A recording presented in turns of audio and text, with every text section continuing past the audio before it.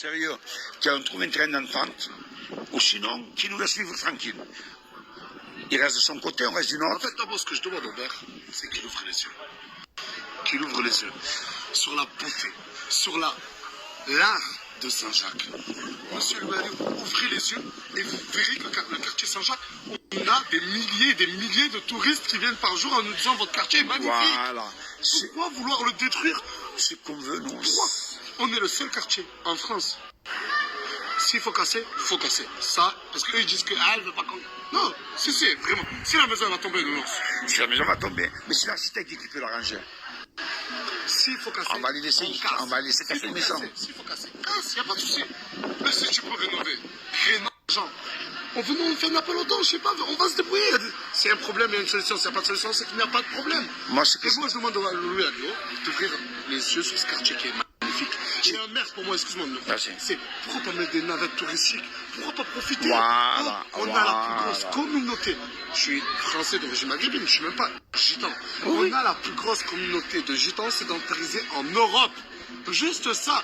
Au lieu de vous dire les gitans, ils sont sales, les gitans. Non! Venez, on ramène les gens d'ailleurs, on incite les gens d'ailleurs à venir et découvrir la population gitane. Ça augmenterait le tourisme et ça augmenterait tout dans cette ville.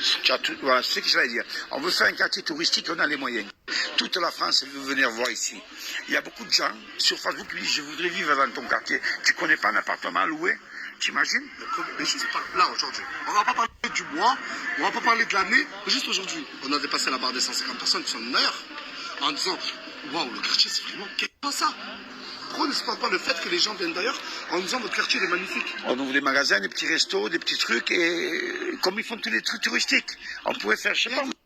Et le pire, c'est qu'on leur demande même pas de subvention. Voilà. Ils continuent à croire que nous sommes des trafiquants de drogue.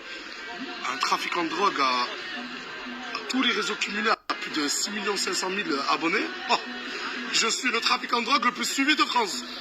On n'est pas des trafiquants de drogue. On ne demande pas de subvention. On demande que quand on veut louer un local, que la mairie arrête chaque fois de nous mettre des bâtons. Voilà. On s'en sortirait du local. Je voudrais parler d'un truc. Là, qu'est-ce qu'on fait de mal? À part défendre un patrimoine français, catalan et perpignanais. Qu'est-ce qu'on fait de mal? On fait que défendre notre ville et notre quartier. Et on ne défend pas les poteaux électriques. On défend des maisons qui datent d'il y a plus de 500 ans. Ah, les maisons sont très anciennes. Et là, quand je vois qu'il y a des agences, l'agence comment? Agence 3F. Qui a plus de 114 maisons de tiroirs. 114 maisons de tiroirs. 114 maisons de tiroirs et qu'il y a des gens qui arrivent encore à dormir dans la rue. Et c'est nous les méchants. On ne plaide pas pour quelque chose. On plaide pas pour un truc à but lucratif. On ne veut pas d'argent. On demande juste à ce que notre quartier soit meilleur. Qui vivent normal comme tout le monde. Et en fait, non, pas qu'il soit meilleur. Que juste notre quartier soit pas détruit, quoi. Vu que tout ça, c'est un défaut, ce qui est, à chaque fois qu'on fait des réunions, mais ah oui, mais niveau argent, ah oui, mais à la fin, c'est toujours la question de l'argent qui ressort. Et vu qu'on dérange parce qu'on défend notre quartier, ben on va essayer de nous traiter de voyous. On va essayer en fait, ce qui les dérange, c'est qu'on a bloqué une subvention à un moment donné de 197 millions d'euros face à Pujol. Pour moi, je ne dis pas qu'on a bloqué une subvention. Je dis qu'on a défendu mon quartier et qu'il y a eu des conséquences. Ils se sont fait bloquer la subvention. Mais maintenant, il la lance doucement. J'ai su, ça descendu à 97 millions. Ouais, parce qu'avec Pujol, il faut juste qu'il y ait quand même un minimum de dialogue. Oui. Avec lui, le seul dialogue qu'on a, c'est face à 47 policiers municipaux ultra armés. Voilà. Et qui sont prêts à nous traiter de salariés salgitants et nous foutre des coups de gazeux, nous frapper. Voilà. J'aime pas jouer la carte de la victimisation, mais c'est des faits. Il faut dire ce qui est. Ils nous ferment les parkings pour qu'on aille là-bas plus cher. Ils nous prennent les gosses 8 ans. Ouais, mais. Non, il y a une répression de ouf. Bah, la preuve, tout ce quartier a voté pour lui, Alliot. Faut dire ce qu'il y a au deuxième. Oui. Écoute, c'est pas compliqué. Le maire, il avait gagné Pujol. Il avait gagné de 2000 voix, parce que lui, ça faisait 3 fois qu'il se présentait. Les Gitans, ils étaient, le quartier des Gitans, ils étaient avec Pujol, à droite. Dernièrement, il avait gagné 2000 voix. Écoute bien, cette année, dernièrement, on est allé avec Alliot. J'ai fait la campagne pour Alliot. Non, mais tu le sais très bien. Toi, tu les as incités à voter Alliot. Tu sais de combien il a gagné? Mais tu sais de combien il a gagné? 1800 voix. Mais on peut pas dire que tu es mauvaise foi. Tu as fait campagne pour lui. Oui.